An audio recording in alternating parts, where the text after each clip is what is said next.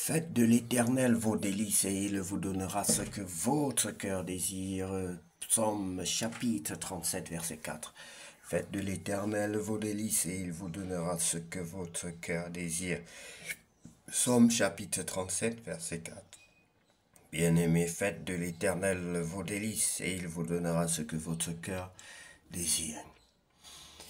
C'est l'heure de la prière, bien-aimés, de la repentance. Seigneur, en ce matin nouveau, nous venons te louer et te remettre cette journée avec foi et espérance. Père Céleste, merci pour le souffle de vie et pour cette journée qui commence sous ton regard bienveillant.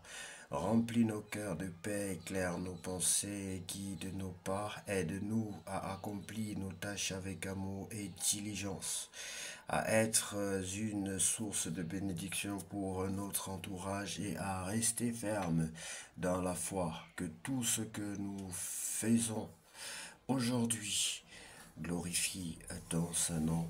Comme il est écrit, faites de l'Éternel vos délices et il vous donnera ce que votre cœur désire. Bien-aimés, vous êtes toujours très nombreux à revenir dans la bergerie du Seigneur et nous sommes heureux de partager cette expérience avec vous, de partager le royaume de Dieu avec une telle grande famille. Que Dieu vous bénisse. Et si toi tu n'as pas encore compris, tu n'as pas encore reçu le Seigneur Jésus-Christ dans ta vie comme ton sauveur personnel, je veux t'inviter donc à le faire maintenant. Ferme les yeux, lève les mains vers le ciel, fléchis les genoux. Tu peux ne pas observer cette position, quelle que soit ta position, mais dans ton cœur, il faut que tu sois humble devant ton Dieu. Bien-aimé, tu vas dire, Seigneur Jésus, aujourd'hui je viens humblement devant toi te demander pardon des fautes et des offenses dont je suis coupable. Je viens humblement devant toi t'accepter comme mon sauveur, comme mon Seigneur, comme mon Dieu. J'ai été offensé par le passé, j'ai été critiqué par le passé, j'ai critiqué tes enfants, les chrétiens, tes enfants par le passé, je les ai humiliés, j'ai mal parlé de la religion chrétienne et des chrétiens. Pardonne-moi Seigneur, j'ai persécuté les chrétiens comme l'apôtre Paul. J'ai persécuté et je te demande pardon Seigneur, je n'avais pas compris. Pardonne-moi et accepte-moi dans ta présence. Pardonne-moi et sauve-moi. Oui, je reconnais que je suis un grand pécheur, Seigneur. Pardonne-moi, sauve-moi et donne-moi une nouvelle vie. Je t'en supplie, Père Saint, au nom de Jésus. Je t'accepte dans ma vie désormais. Sois mon Dieu et mon roi. Prends la place de Dieu qui t'est dû dans ma vie et dans ma famille. Au nom de Jésus-Christ, j'ai ainsi prié. Amen. Bien-aimés, que Dieu vous bénisse pour votre prière. Nous allons donc prier, après cette prière, nous allons lire la parole de Dieu dans le livre de 2 Corinthiens chapitre 3. Les chrétiens sont les serviteurs d'une alliance nouvelle. Est-ce que nous devons recommencer à nous mettre en avant? Certains ont besoin de vous montrer des lettres de recommandation ou de vous en demander. Est-ce que nous en avons besoin aussi? Notre lettre, c'est vous. Elle est écrite dans nos cœurs. Tout le monde la connaît et la lit. Oui, c'est clair. Le Christ lui-même a écrit cette lettre et c'est nous qui l'avons apportée. Elle n'est pas écrite avec de l'encre, mais avec l'esprit du Dieu vivant. Elle n'est pas gravée dans la pierre, mais elle est gravée dans des cœurs humains. Devant Dieu, nous sommes sûrs de cela à cause de Christ. Nous ne pensons pas que nous sommes capables de faire quelque chose tout seuls, mais c'est Dieu qui nous a rendus capables de faire ce que nous faisons. C'est lui qui nous a rendus capables d'être les serviteurs d'une alliance nouvelle. Cette alliance ne dépend pas de la loi écrite, mais de l'Esprit Saint. La loi écrite donne la mort, mais l'Esprit Saint donne la vie.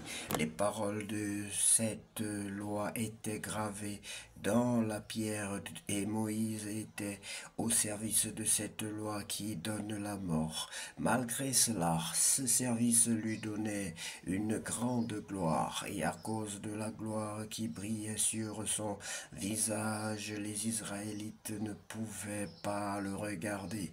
Pourtant, cette gloire ne durait pas, mais le service de l'Esprit Saint donnera une gloire encore plus grande. Le service de la loi qui condamne à mort était déjà plein de gloire. Alors le service de l'Esprit qui rend juste donnera encore beaucoup plus de gloire. Ainsi, devant cette gloire extraordinaire, la gloire qui a brillé autrefois n'est plus rien.